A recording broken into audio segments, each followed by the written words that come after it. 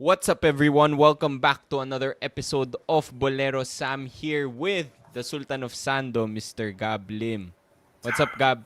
Parang dark colors tayong dalawa today. Bakit kaya? to to commemorate the end of the season for the Ateneo Blue Eagles. So dark blue tayo.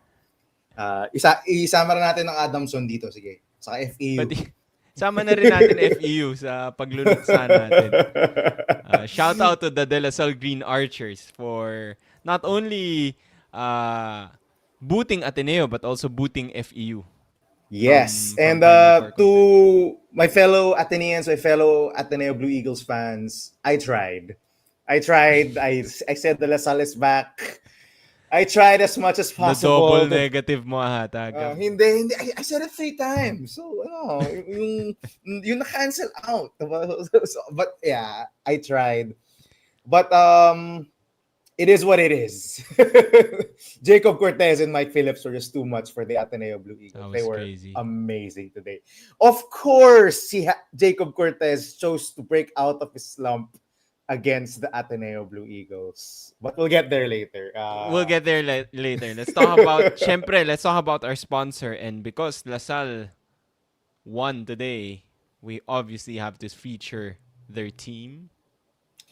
Yes, so once again, this season of Boleros is brought to you by our friends from Varsity Lifestyle Co., the official licensed merchandise of the UAAP. And the De La Salle Green Archers are in the Final Four. They might be the fourth seed, but I think they're a dangerous fourth seed for the NU Bulldogs.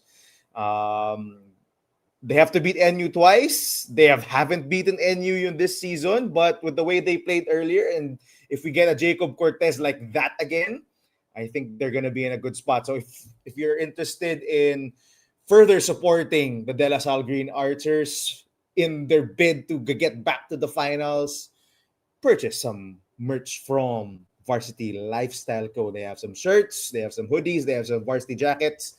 Buy, and if you want some discount, and who doesn't like a discount, you can get 10% off your order by using our code Boleros upon checkout, and get some merch for your fellow fans. I saw some LaSalle fans yung on the Ateneo side earlier. Some were wearing some varsity lifestyle gear. So yung mga tropa mo, bilhan mo na rin. Yung No, mga gear from- Lasalista listeners natin, consolation price nyo na to sa amin. Kayo na Oo, yung sige nag-Final na. Four. We get a small commission for every sale. So please do support us by buying Yeah. merch. And if ever you do want to complete your Final Four fit, De La Salle Green Archers with some Boleros caps. These are still available. The pink one is still available. That was I would say the hottest selling one. It still is the hottest selling one. So if ever you're interested in supporting Boleros, check out the link in the description below and buy yourselves a Boleros cap. All right. Okay, let's go to the game. Probably we'll talk about La Salle and Ateneo mostly. on Wait this lang, game. yung But, Sam, yung I do wanna may check. nag-comment, get blued Mason Amos ang gusto kong bilhin. Actually, pwede. Pwede. Sa Team Ateneo shop, you can have yourself a custom jersey from Get Blued. Maglagay ka ng Amos sa likod. Why not? Diba? Pwede. So, check out the link below. Si, ano ba name nito? Nair Biving. Whatever. Sorry if I butchered your name, but like you can have your Get Blued Mason Amos shirts. Don't worry, you can still get the discount. To all those listening, by the way, please do comment below if may problems with the audio or the video so we can try to fix it. But we'll try to survive this live episode today. Okay, Gab, let's get started. Ateneo versus La Salle. We had natalo man Ateneo. I think it was an amazing game between the two teams. Classic Ateneo versus La Salle game. La Salle did not have to come back down from 33 or 35 this time. It was a back and forth affair. You were there live. How was it? Kamusta naman? Tama ka, Sammy. It was a classic Ateneo La Salle basketball game. And Pati din ba yung vibes? but Kumusta yung I'll get vibes? there. I'll get there. Someone previously commented that the Ateneo Lasal rivalry is dead. I'm like, what? What are you watching? Anong dead? There is nothing like an Ateneo Lasal basketball game, and that game earlier was a classic rivalry game. There was tension, there was anxiety from both schools, there was trash talking, a bit of trash. Again, there were Lasallians in yung on the Ateneo side, and they were trash talking us. So kudos to them. Uh, what else? There was definitely a bit of anticipation, nervousness, everything. And Araneta was kind of packed from patron up to upper box. You know, there was that anticipation. The crowds were both uh, cheering loudly. They were booing each other. They were booing cheers from both sides. It was classic Ateneo Lasal. I loved every moment of it, and the game delivered. You know, it's one thing na may classic Ateneo Lasal vibes, pero tambakan. Medyo nawala eh, diba? We've had a couple of those, both from the Salle side and from the Ateneo side, yung tatabakan na Salle, yung tatabakan ng Ateneo, and mawawala yung hype. Diba? Yung mawawala yung excitement. But this game definitely delivered. And I mentioned the two guys that definitely delivered in this game, Mike Cortez tuloy. Jacob Cortez. Mike Cortez. Actually, it was Mike Phillips and Jacob Cortez. So, technically, it was Mike and Cortez. Jacob Cortez and Mike Phillips definitely delivered for LaSalle in this game. I can't believe I'm saying this again, Sammy. I had trauma with a Cortez when I was a 10 and 11-year-old boy back in 2001, 2002, and in the 2000s when we faced them in the Final Four and in the finals. I was scared of Mike Cortez. Yan, yung tama na yung pangalan. And now, I get the same fucking feeling with Jacob Cortez just destroying, not destroying, but definitely putting the nail in the coffin for the Ateneo Blue Eagles. Jacob was amazing. And as I said, he chose the right moment. Yes, yung edad ko lumalabas. I'm that old. Yung may anak na ako. Yung parang ikaw, Sir Matthew Lee. But yeah, Jacob Cortez just gave me flashbacks to his father. Those were the shots that his dad was hitting way back when. Diba? And he was hitting it in this game. Sakto yung timing niya. I mean, he was shooting horribly from the field the past 3 games for yung for LaSalle. And now, he just chose to shoot 9 of 12 from the field. 75%? Are you freaking kidding me, Jacob? Really? Really? Against Ateneo talaga, but it is what it is. Naniniwala na ako, Gab, na Jacob was chilling on purpose. Nung past few games niya, we were calling him out. He was sort of absent nung mga games against Adamson and FEU. Sabi niya, I'm gonna make this more challenging for me. I need a better challenge. I want to face Ateneo I want to raise the stakes when I face Ateneo. I'm just gonna chill, and then when I face Ateneo, I'm gonna make sure to deliver the killing blow. Parang ganun. I'm pretty sure Jacob was just joke lang. No. I think ang pinakatotoo dyan, si Jacob Cortez ay nakikinig sa Boleros. Yun talaga yun eh. Of course, sino bang player ang hindi? Diba? Hinihintay niya na yung i-call out natin siya para he will deliver that blow to us here at Boleros. Nakikinig siya ng Boleros. But yeah, yung onto the game, LaSalle started out smartly. I think the starting lineup really told how they were going to play this game. It was Mike Phillips and essentially Cortez and 3 other wings. They planned to stretch out the floor. And I think one of the LaSalle fans, I forgot her or his handle, did mention that yung nagtaka siya bakit small lineup yung ginawa nila versus UP. And ang counter ko was, because I think they want to spread the floor for Mike, and that's exactly what happened in for majority of the first half in this game. Uh, Essentially, you Mike Binati Phillips. mo kasi Gab eh. That's what you said last game. Sabi Ano mo, we're gonna see binati? the same Mike in Ateneo. I hope we don't see the same Mike in Ateneo. Oh, he was he was on. I mean, he we know, First no one quarter has pa a lang eh. good matchup for Mike Phillips. But yeah, as I said, that's how LaSalle wanted to play. High pick and roll, get Ateneo yung in rotation, and since you have four shooters out in the perimeter, uh, guys like Kaimani Ladi, guys like Dom Escobar, they couldn't leave. They couldn't pack the paint whenever there was a Mike Cortez and Mike Cortez na naman, nagugulo na ako. Mike Phillips and Jacob Cortez yung pick and roll. Mike Phillips who would roll. There was slight help, but they had to respect the shooting of guys like Makalala, guys like Marasigan, Dungo, Abadam. Every time they were on the floor, they had to they had to go out and respect the shooters. And whenever the ball would get to Mike, he found himself with a one-on-one situation, either against Escobar, Ladi, Adili, and he was cooking. Because again, the floor was spread.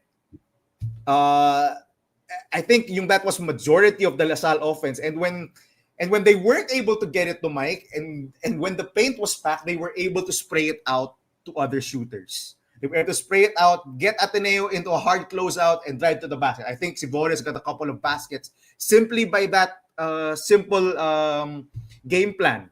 Diba? Mike Phillips rolling to the paint is packed. Boris catches guys like Ladi or Escobar yung on a hard closeout, drive to the basket. And they had a very good game plan for that. On the other end, LaSalle started out with the zone. And I thought Ateneo had a pretty good game plan for the zone. They targeted the corners. They were doing a bit of a triangle in that corner. And it ended up, I think, Kai Maniladi was fouled on 1-3 and hit another. And they definitely figured out that zone of LaSalle. And ang ganda ng game all throughout that first half. Kasi it's like two boxers going at each other, never ending. If you guys watch the Manny Pacquiao versus Eric Morales part 2 or something, parang ganoon eh, like haymaker after haymaker. Guys were both teams were throwing all they had. Si Sean Towaño, you got a steal. Si Escobar, yung got a couple of free throws. Actually, more free throws just off transition. Jared Bahay, you hit a 3. Si Espinosa, you hit a 3. On the other end, si Mike Phillips, you got a layup. Back and forth basketball, you gotta love it. Both teams were executing so well on the offensive end. I have to give a shout out to Boris Marasigan. I thought he played really well in this game. Yes. Eric Morales. Nabutan ko yun. Pinanood ko yun. Sorry na distract na naman ako kay Boss Matley.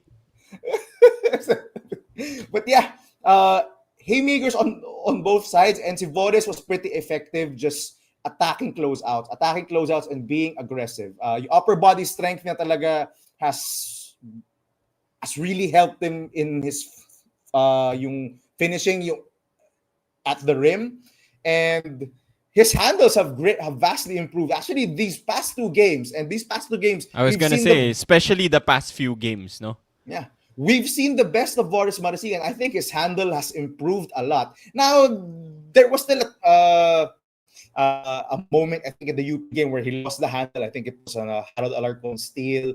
But for the most part, may counters na siya, which is something we never saw from Boris last season. Diba si Boris, usually straight line drive lang siya sa basket. Eh. Yun lang yung nagagawa niya. Or post up, drop step, and then off the glass because he can overpower you smaller defenders.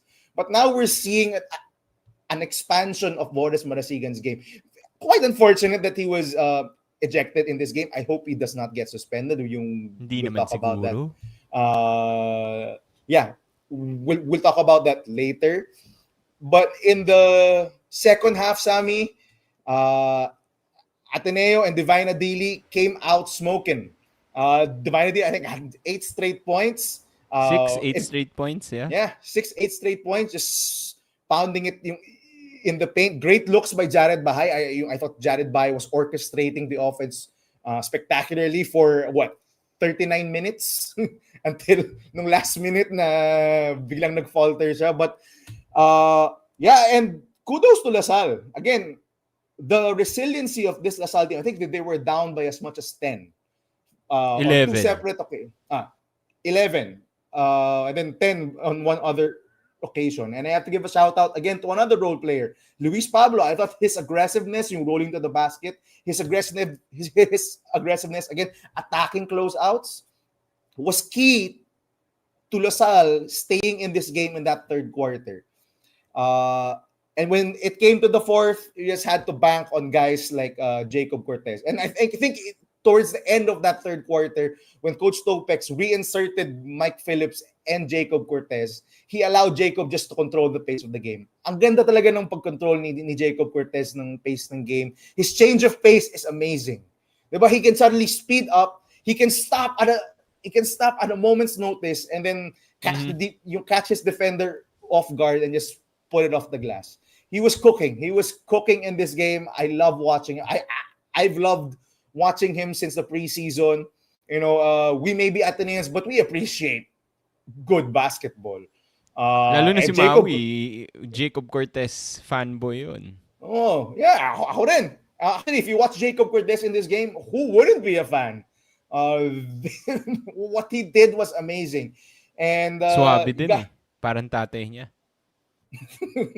And when it was tied, yung 72-72, and Divine Adilu has fouled out, who saved the day? Mike Phillips with a tip in off the glass to give LaSalle the lead, and they never relinquished it.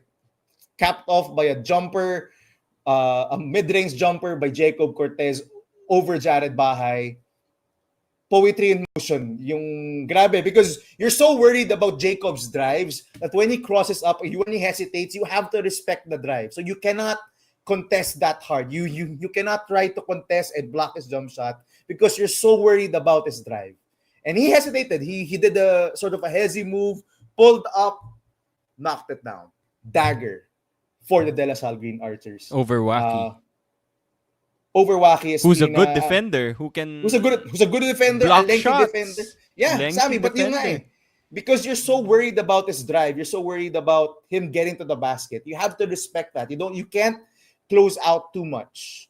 And masterful job by Jacob Cortez. One of the probably the best game he's played. Maybe yung UE game ng first round was sort of similar when he took over in the fourth quarter and in overtime. But in this game, controlling everything, knocking down 75% of his shots. The free throws, the usual story for LaSalle. Jacob was not hitting a ton of free throws.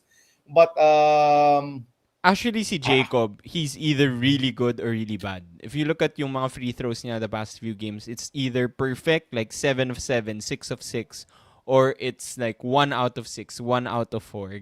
I don't know why, but he's just I just like checked. that. He was 1 out of 6 from the line. So yeah, yun lang yung only, siguro black mark into his overall game. But the rest, 20 points, 7 assists, 3 rebounds, a steal, only 2 turnovers.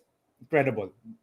Jacob Cortez, that shot was a cherry on top of the cake, was cherry on top of the sundae of what ultimately was one of his best games in the UAAP. Sammy, your thoughts on LaSalle? Yeah, I think, first of all, congrats sa LaSalle. What a game. They were down as much as 11, as you mentioned. If you're an Atenean, parang you were hoping that would be the run na, and then they would kind of similar to Adamson, where they started to leave Adamson, but LaSalle just kept answering back. I think they ended with their own run. They ended the third quarter with their own run, so they cut it down to Was it 4 or Four. 3? 60 Oh, to yan, 4. 56. So they cut it down to 4. So super Again, exciting game. you orchestrated by Marasigan and Cortez. Yeah.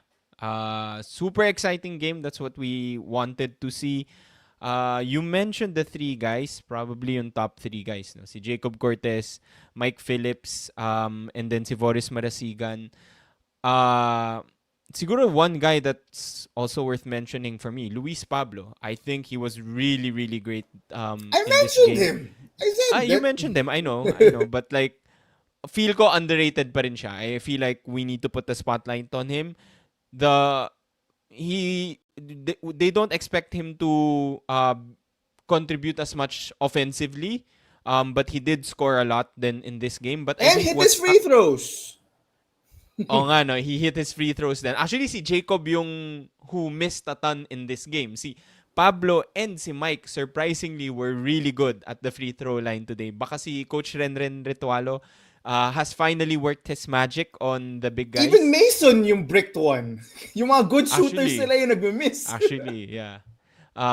So I think that was good for Luis Pablo, but I think defensively, he's been a surprise for me. Especially ever since I think they lost Mason, when he got more minutes, yung intangible, yung other aspects of Luis Pablo's game has uh, leveled up or stepped up. Yung defense, yung rebounding, had a couple of really nice blocks in this game, which I thought First were quarter, yung like against huge. I think Escobar. first and Ah. second quarter ba yun, like he had 2 blocks agad. So I think Luis Pablo was huge.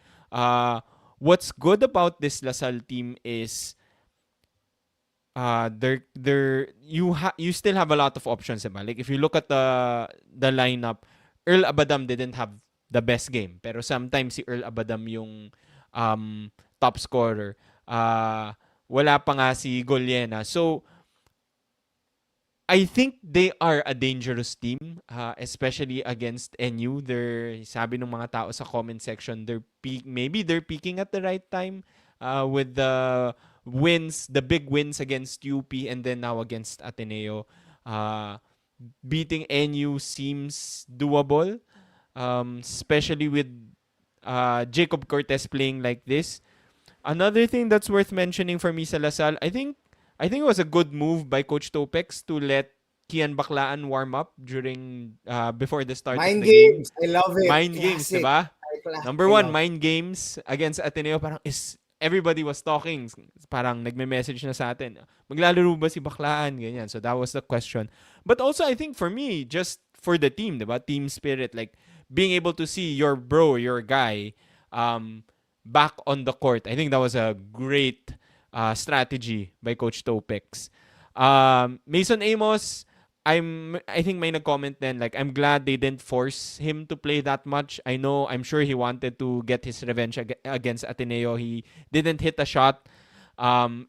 But buti na lang hindi niya pinilit, because I also didn't want to see Mason Amos like being forced out there just because it's Ateneo, diba? The guy still just came back from injury. Yun lang. Another guy I want to mention, siguro he only played 5 minutes, pero may pagka-magic bunot din siya. Si Melencio, dude scored 5 points, hit a off the glass 3-point shot from the corner. Sobrang chamba, but with how close this game was, that was also huge. So for me, Yeah, and magic again, bunot Sam, yon. And I think sorry, just to end. go lang, go lang. I think yung minutes na yon, yung bench minutes na yon, where he was playing like Melencio and Pablo, yung small ball na yon was not bad. Like hindi sila naging huge negative when he sat down si Cortez. Alam ko he sat down Cortez and Mike Phillips. So other than Kines committing a couple of turnovers, I think nung second quarter na yon, it wasn't bad yung bench minutes na yon. So I think that was huge then. Gab, sorry, Yeah, you were and saying.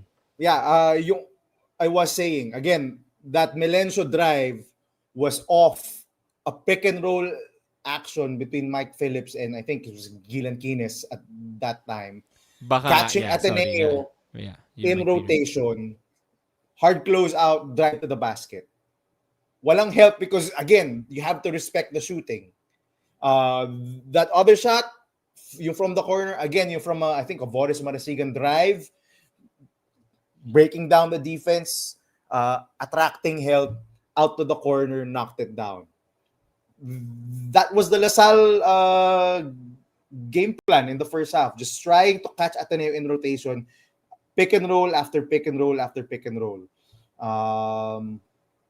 That was it. Ang ganda, si Gilan Quines, sayang si Gilan Quines because he had an amazing move against Ian Espinosa, pero na-airball yung Linipat layup. pa niya eh, diba? Linipat pa niya yung shot na airball lang sa ere eh. Sayang, could have had his highlight, pero like, it became a low light because we left it so short. Sayang. He was so But frustrated. He didn't He get was so back frustrated, on defense agad. But I think this guy is a baller. Now, I don't think there's gonna be minutes for him in the near future. Next season, as of now, there's still gonna be a Cortez and a Baclaan there. So I don't think it's gonna get ton of minutes pa rin yung next season. But you see the talent, you see the potential, and I do hope that he grows. And by the time si Cortez and Baclaan leave, yung Gilan Quines is ready to take over that starting point guard role. I think is really good, si Gilan Quines. I see a lot of like si Matthew Rubico from him. Matthew Rubico had flashes like this. No, I hope he's patient enough because Matthew Rubico left. I don't think he wants to be Matthew Rubico in this lineup. Because he's gonna be stuck at the bench until next season. So I don't think there's gonna be minutes for Matthew Rubico tuloy, for Gilan Quines until next season. Season 90 pa siya siguro, mag-clear yung runway for him to get minutes. But otherwise, great game by LaSalle. All throughout, the clutch genes from Jacob Cortez, the hustle of Mike Phillips, 16 rebounds. I don't know if he locked up MVP over January Pasaol. Well, good point. Good question. It's gonna be crazy that the top two MVPs come from a team on the number 4 team and a team who did not make the Final Four. But let's see. So maybe Mike did enough to lock up the MVP. But that was it from the LaSalle side. Sammy, any last notes before we go to our dear Ateneo Blue Eagles? You mentioned yung crucial rebound ni Mike nung last few seconds of the game. I think that's the one that stood out. But surprisingly, I think Ateneo won the rebounding battle but missed out on that one crucial rebound. Yun lang, sakit talaga. Wala na si Adili nun. And si Lazaro, by the way. So, Mike si Phillips Maui fouled out. Yun nandito sa comments. Ayun. Maui up, ikaw mag-reply sa mga nagko-comment, hinahanap ka. Oo nga, yung magtrabaho ka naman dyan, Maui. Sa Japan, langhiya ka. Grabe. Let's move on to Ateneo. Before you talk about Ateneo, sabi ni Mr. Pong Ducanes, the last time Ateneo has missed the Final Four back-to-back was season 60 and season 61. That I checked, that was 1997 to 1999. Ano ginagawa mo nung panahon na yon, Mr. Sultan of Sando? Sam, nag-start na ako manood ng UAAP noon. Dinadala na ako ng AirPods ko sa mga UAAP games. I think 1999 we made the Final Four but lost to FEU. I do remember that. Sorry, maybe basta 60 and 61. I think 96 to 97, 97 to 98 is 60 and 61, something like that. Yun. So I do remember that.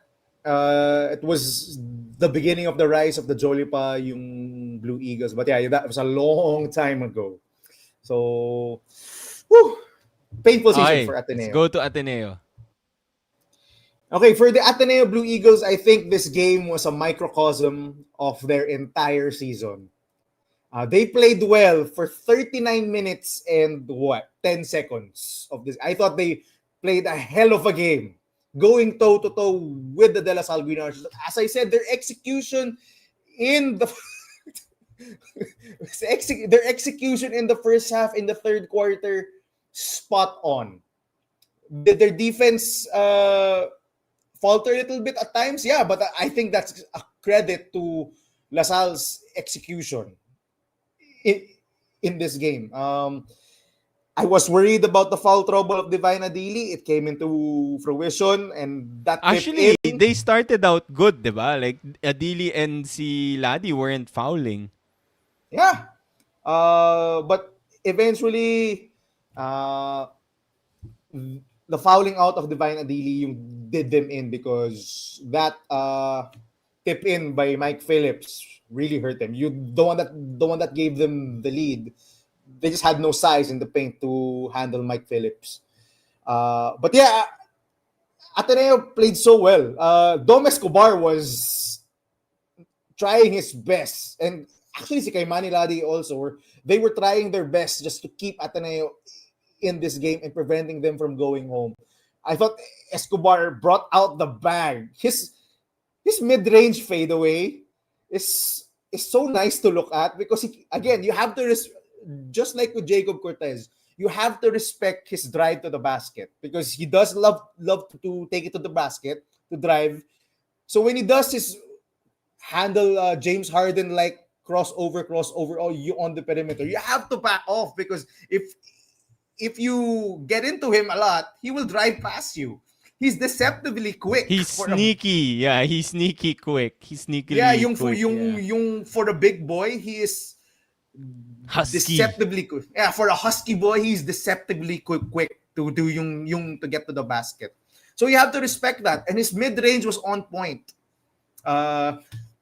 Si Kaimani Ladi, you started off well. I think had 7 points in the first quarter. His jump shot was there. He was getting to the foul line. But si Jared Bahay also, yung knocking down threes. I think he hit 3 threes, hit additional free throws in the third quarter. Si Divine Adili, you kept it going. Si Waki Espina was hitting threes. That was actually how Ateneo you kept the game close in the first quarter and in the second half, and in the second quarter. They were hitting threes because the Salle was in a zone. They were allowing Ateneo to hit threes to get into rotation, and they were knocking him down. So it looked very similar to the Adamson game. Their shots were going in. They were executing so well. The defense, I think, left a lot to be desired. I mean, they were allowing a lot of blow by, especially on hard closeouts. They were allowing too much Mike Phillips one-on-one, and you can't do that because I don't think you can defend Mike Phillips yung one-on-one here in the UAP. You can also tell na they were consciously trying to avoid fouling Mike Phillips, especially nung first quarter and nung second quarter. Kaya parang medyo soft yung defense nila eh, di ba? Yeah, si Divine was not trying to block shots. He was just trying to stand his ground. Si Kaimani Ladi also, they was just trying to stand his ground. And I think that was smart. I mean, if they're in foul trouble and you end up having to play Josh Lazaro or Lars Fielvang for extended minutes, I think you would be panicking at that point. But kudos to those two. They kept themselves out of trouble for majority of the first half. And in the third quarter, I still thought that their offensive execution was very much on point. They were feeding Divine Adili. They were feeding Kaimani Ladi yung in the mid-range. Waki Espina was hitting shots. Dom Escobar was continuing his mid-range mastery. But again, as I said, they played well, played a great game for 39 minutes and 10 seconds, because I'm not gonna sugarcoat it, Sammy. They choked. Ateneo choked. 74-72. Jared Bahay, terrible pass. JB, I'm sorry, but that was a horrible pass. It was a thread the needle pass, but it was masyadong masikip. Masikip. Good defense on LaSalle. Yeah. Mike Phillips was on the other end. You could have had a better shot. You could have, because I think there was still time on the clock. So you could have had a better opportunity. You didn't have to throw that pass. The Or ensuing, honestly, itira na lang ni Jared Bae, no? Like, he's done that a couple of times. yeah. And yung kay Jaden Lazo, the next play kay Jaden Lazo, I thought that was a rush pass. That was too quick. There was still an action on the corner for Waki Espino that had yet to happen. You had to wait for it. Why are you throwing the cross court pass with Mike Phillips there on the other side of the court? That was too rushed. Uh, Masakit to lose that way because they choked. Plain and simple, Ateneo choked. Those were two plays off a Tab Baldwin timeout where they didn't Yun. execute. Painful. And I think I speak for all Ateneo fans that was painful. It's I think hard. even before that, like nung last 2 minutes or last 3 minutes, there was another Coach Tab timeout na the they didn't execute or pangit yung execution ng play. So it was like 3, I think, in the last 5 minutes. Can't remember the first one, pero yung naalala ko yung 2, syempre. But yeah, it's a painful way to go out, but you have to salute the Ateneo Blue Eagles. They fought, and I think the Ateneo basketball of Atenean values, they gave the one big fight, and they were fighting all throughout in this game. Si Waki Espina had one of the best games I've seen him play, had the game-tying basket to tie it at 72. He was playing defense on guys like Cortez, Marasigan, Makalala, guys way older and bigger than him. I think he's been one of the bright spots for this season. Josh Lazaro, tough way to go out, fouling out, and I think scoring only 2 points. But 2 points, 3 points. it is what it is, man. I can't hate on Ateneo that much. I know they've disappointed in this season. Sabi mo nga sa amin, yung intro boys sila, starting out great, yung napaasa tayong lahat. 4-0, tapos after that 2-8. Yeah, hard to swallow. Hard pill to swallow, but if you look at it, they could have easily folded when they lost 5 straight, but they didn't. They continued to fight. We still had this great game from them. Diba? Despite all the things that happened in the middle of the season, all the losing, I think they played their best 3 games in these last 3 games. The loss to UP, the win against Adamson, and this loss to LaSalle. I thought they've looked the best from what I've seen since the start of the season. So, yun lang eh. Ang hirap for an Ateneo fan to swallow this because yun nga, choke job. And we have to look forward to next season, but there's still a Final Four. You just have to tip your Boleros cap to the De La Salle Green Archers. They played the better game. They were more clutch. Jacob Cortez, Mike Phillips, they were more clutch. And you have to give them their props. They were definitely better today. I think yung masakit doon with like the Jared Bahay turnovers, he has been taking care of the ball all more or less all season long. Then I'm sure he's thinking about that pass right now or for a couple of nights. Also for Ateneo, I think sila pa rin yung number 1 when it comes to taking care of the ball with the least amount of turnovers. To be fair, LaSalle is number 2, but had 10 turnovers today versus the 6 against LaSalle. So shout out also to LaSalle for taking care of the rock. Yep. And siguro some random notes sa amin, si Boris Marasigan got ejected in this game. Again, I don't know what the rules are for your second ejection. I hope he's not suspended for the Final Four because again, we're gonna have to reference this play. They let the Gani Stevens punch in the nuts go. They did not count that as a disqualifying foul and as a suspension. I do. That's the reference now because the UAAP did this. That's the reference. They should not suspend Boris Marasigan for the Final Yeah. Four. Yeah. I would be shocked. Probably. I would be yung disappointed, and heck, I would be angry for Lasal if Boris Marasigan is suspended for the Final Four. Sammy. Yeah, and just to be clear, 'di ba? The reason why he got suspended, ejected was because he had been called a technical before initially. So that was his first technical and then yung unsportsmanlike foul. Kaya siya na-eject. Not because may unspo siya and they deemed it as worthy of an ejection. It was just technically his second call na because of the first technical foul against him and si Escobar. Both got technical. So that's why he was thrown out of the game. Any other notes? Uh, any other notes? Mark Molina, not being shy, si Mark Molina, if you guys don't know, is the athletic director of FEU. He was wearing an Ateneo jacket. He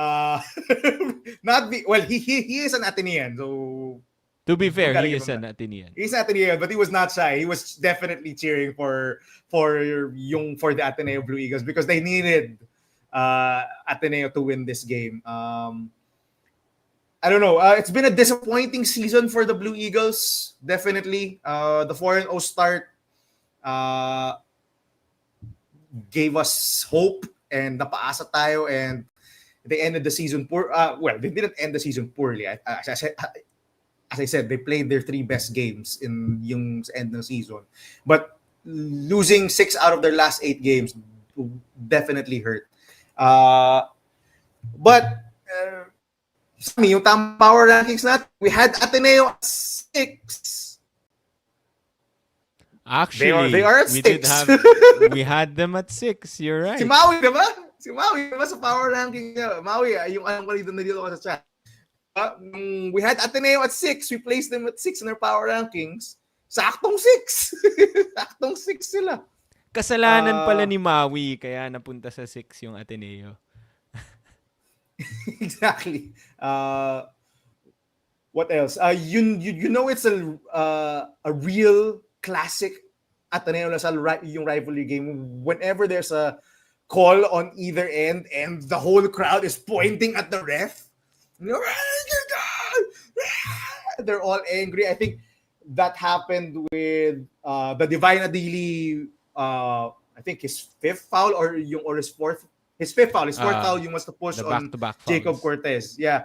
And the very light foul on Mike Phillips, I think he kind of pushed him on the rebound, and the Ateneo crowd just went crazy. What the hell?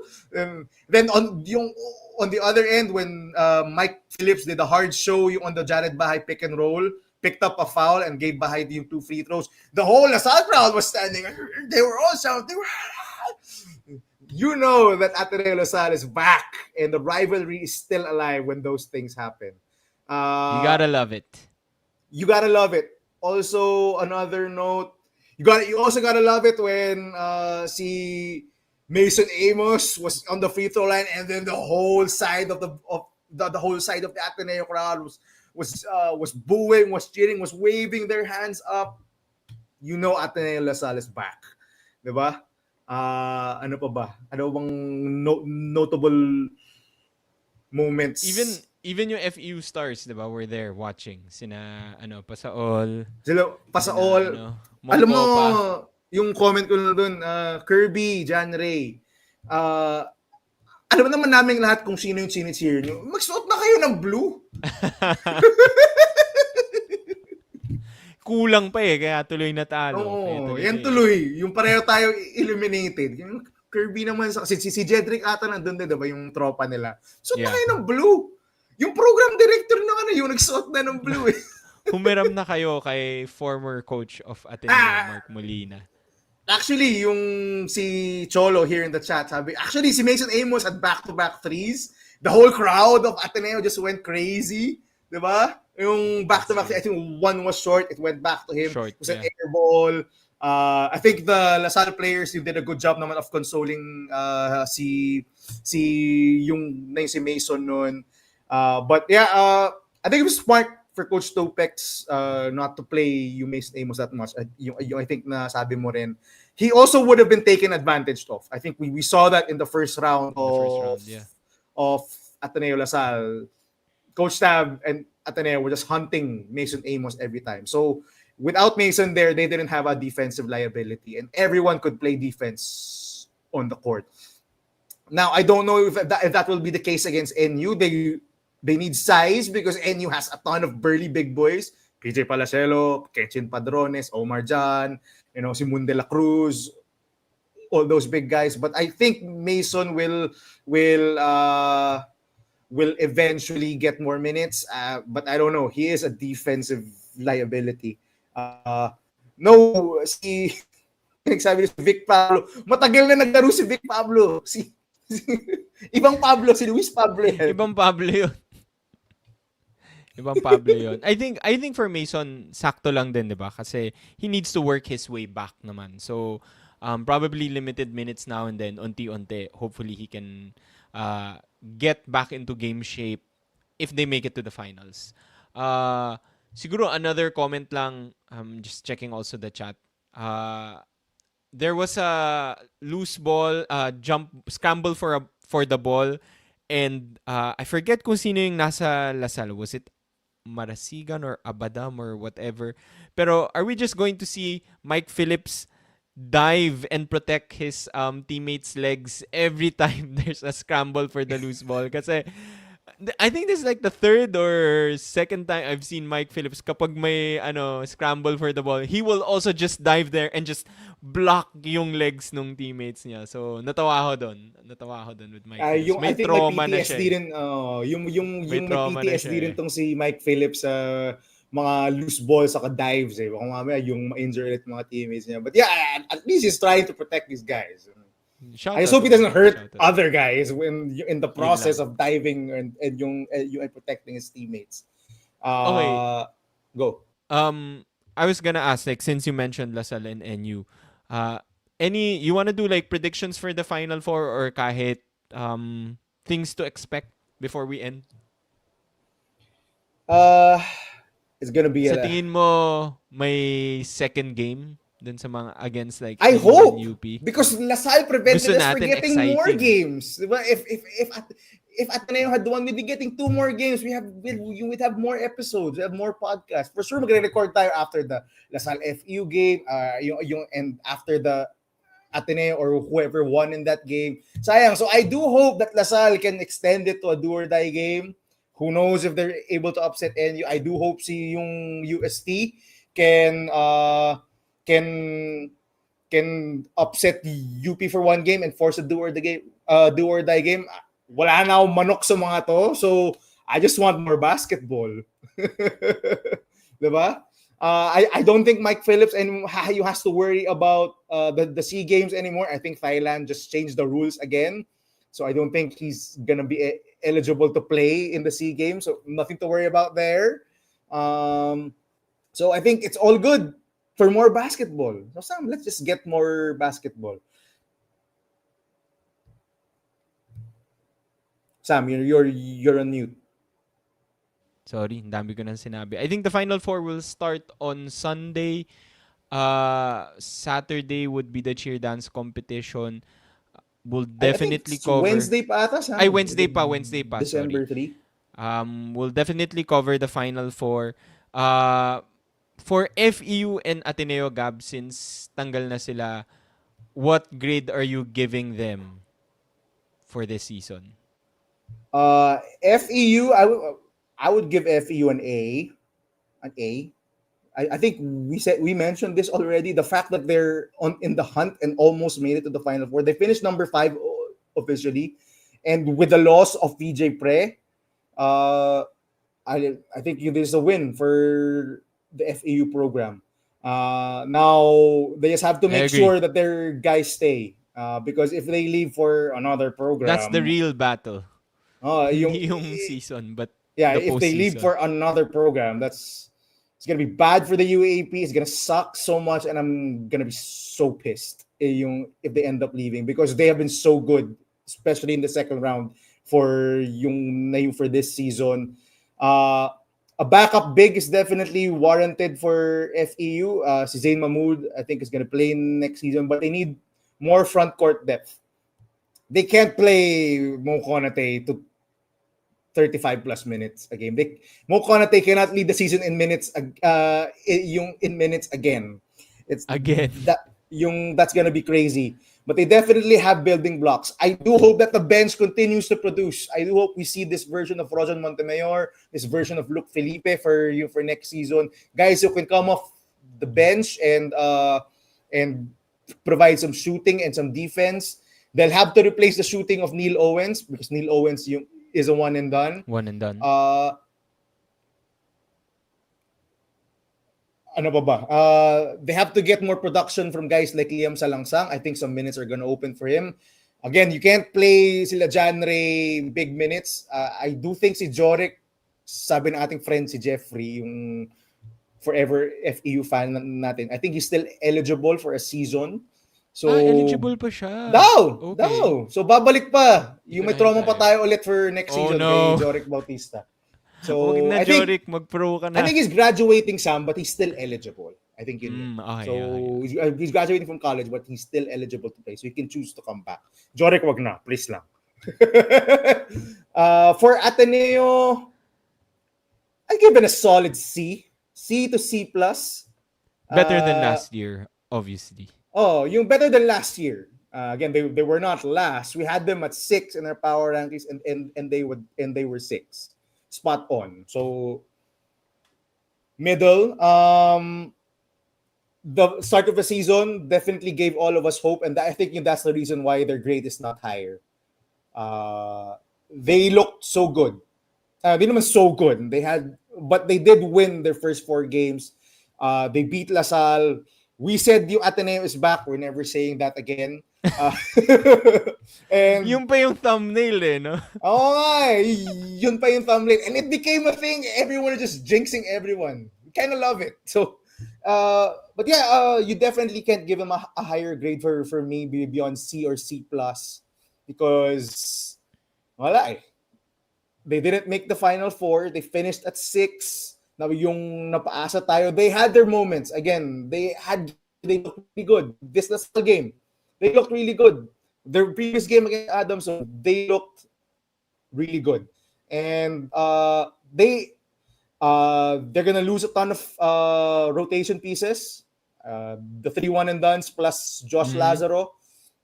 But I think they still have some pretty good building blocks. Jared Bahay, we've all mentioned, top 5 point guard in the UAAP. No questions asked. We saw it in this game, except for that last, those last 2 plays. But he's been so good. Except yung after the injury, but when he's healthy and he's on point, he's one of the best. He's one of the best. Waki Espina, I think, has been, as I said earlier, been a bright spot for this season. I think he will continue to start for Ateneo yung next season. Sean Tuano, ups and downs, but I think he'll take over Dom's starting spot in next season. The real question is, how can they beef up their front line? Because they're going to lose a lot. They're going to lose Dom, they're going to lose Kai, and they're going to lose Josh Lazaro, who I think is an underrated loss. I mean, and salute to Josh Lazaro for 5 seasons with Ateneo. There's a championship there. But yeah, they're going to have to beef up their front line. Divine Adili right now and Lars Divine needs to get Fielban. his back fixed also. Yeah, he needs to get his back fixed. He does not look like the same guy as he did in the preseason. The front court is a priority for the off season, and I think that's been the priority from since last season. We had no center, so if we can get a decent yung backup FSA, again there are 2 FSAs for season 90. I think we're gonna have to beef up there. And get more power forwards, big guys. We need bigs. As we saw here, Mike Phillips just ate the bigs alive. Well, he eats everyone alive, pero you need guys to match up with centers yung such as Mike Phillips. So that I think that's top of the checklist for the off season for Coach Tab and the Ateneo program. Bigs are needed. Sammy. Yeah, I agree. I would have given FEU B plus. I think they overachieved. For Ateneo C B plus. plus lang. Bigyan mo na ng A. Mataas standards ko, hindi. Pwede naman, but I would have given them an A if they had made it to the Final Four or at least battled. Ateneo kasi patalo. But for Ateneo, yeah, C plus I think is good enough for them. Big improvement from last year, pero also disappointing with the way they started out. Okay, that's it for today's episode. Medyo naglalag nata yung internet namin. Thank you everyone for staying kahit na super late. Late na kami Oh, nakapag-record. 350. Thank you for commenting, watching. We love it. We love the support. Stay tuned for our final 4 episodes. We'll definitely cover them. Maui will be back. Nakita ko sa comment section. He promised that. Actually, I will be gone, but Maui will be back. Don't worry. We'll see you You again next guys are time. working me too much. You guys are Bye-bye. working me too much. Ingat.